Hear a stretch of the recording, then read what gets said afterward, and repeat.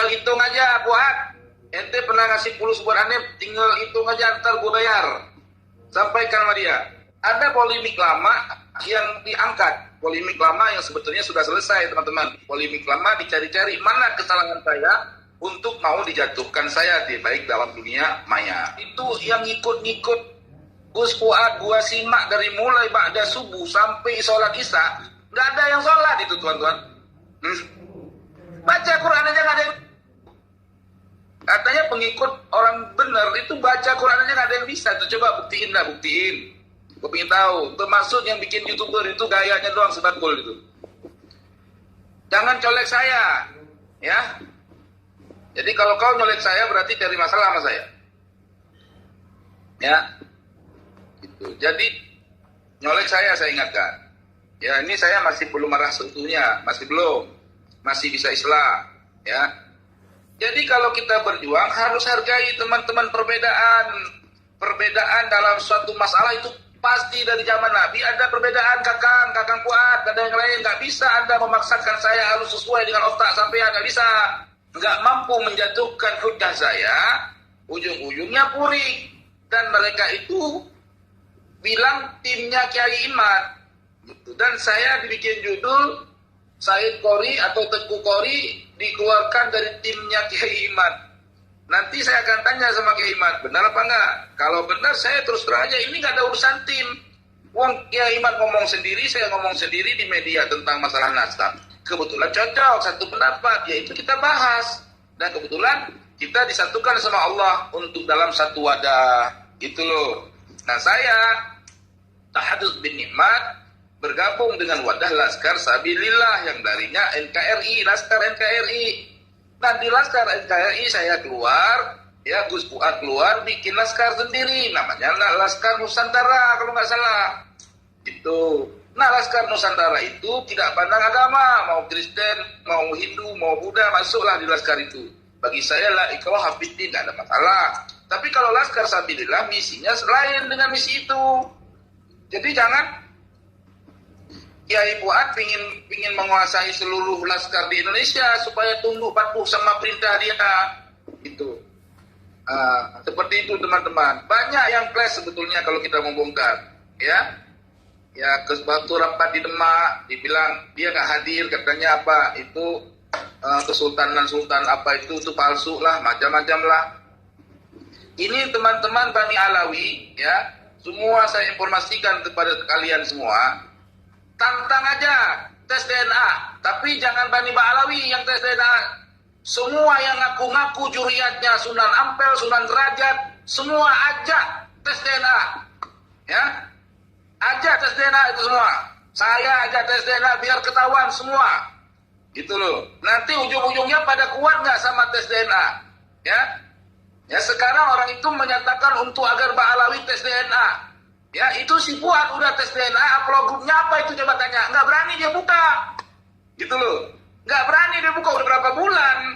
Gitu. Upload grupnya apa dia itu? Dia bukan. Gitu. Jadi nuntut orang, tetapi diri sendiri sebenarnya kemana jalur upload grupnya. Nah sekarang rombongan-rombongan yang pada mengaku keturunan Wali Songo, ya, semua punya data, katanya punya manuskrip, minta supaya mereka semua mau tes DNA. Coba dah, coba, ingin tahu saya. Dari orang-orang yang mengaku keturunan Wali Songo, DNA-nya kemana? Maka saya ingin sekali ada kelanjutan diskusi terkait masalah nasab ini. Supaya semua terang. Dan saya tidak ada urusan terkait masalah pamor-pamor. Gak ada urusan pamor saya teman-teman. Mau ada yang subscribe saya, banyak pengikut di viewer saya. Gak ada urusan bagi saya teman-teman. Ada yang gak mau ikut, ada yang mau subscribe. Itu urusan masing-masing. Yang menilai saya buruk, tafadhol maskura la ba'sa alaina, enggak berurusan buat saya. Sampai detik ini, ya, walaupun saya menentang Bani Ba'alawi dengan bermacam-macam statement, mereka klan Ba'alawi sampai hari ini tidak ada seorang pun yang datang mempersekusi saya. Kenapa? Karena mereka tahu saya ini cari kebenaran, bukan permusuhan, gitu. Jadi orang-orang yang mau cara bermusuhan pasti jadi musuh sama saya, teman-teman, karena saya lurus. Ya, lurus, saya nggak pandang bulu. Meskipun saya seorang guru ustadz, ya saya akan tunduk sama guru yang saya rasa saya takzimi. Itu teman-teman. Ya, itulah prinsip hidup saya.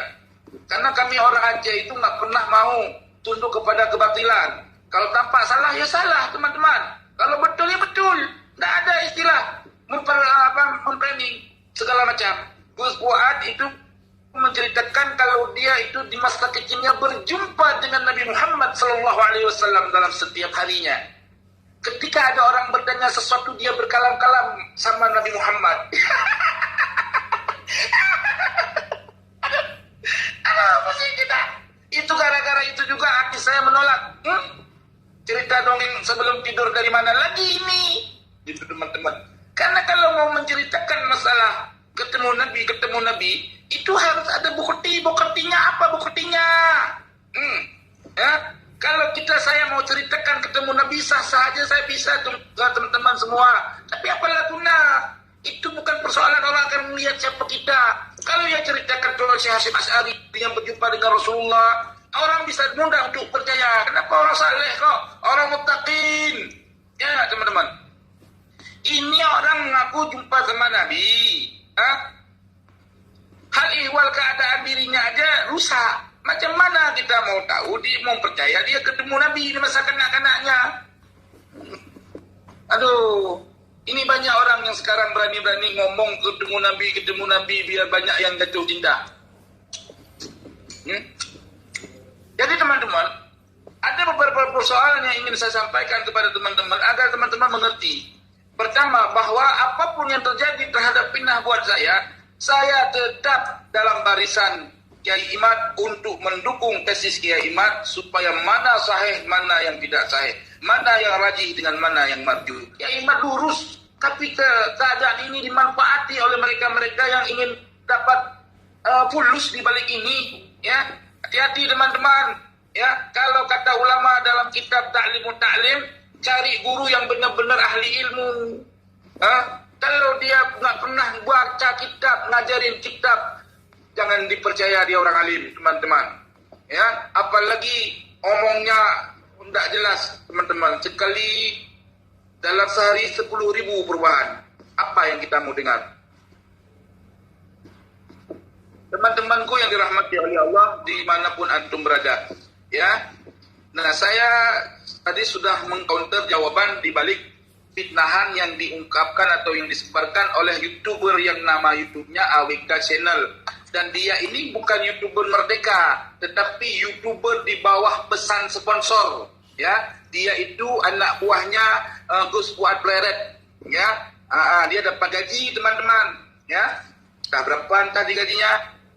Ya, doakan teman-teman biar saya dapat rezeki bisa ngajak orang itu tobat untuk bisa saya gaji. Karena dia kalau banyak dapat gaji, ke situ dia turun teman-teman. Yang mana yang ngasih duit banyak, duit dibanyakan, pasti orang itu keluar dari yang duit sedikit. Mesti cari yang duit yang banyak. Doakan teman-teman biar saya jadi orang kaya teman-teman. Nanti orang-orang kayak gitu akan saya gaji teman-teman. Kalau yang dulu dia cuma digaji 4 juta sebulan, sama saya gaji 10 juta sebulan kalau saya jadi orang kaya. Tapi bukan nazar, baru cita-cita teman-teman.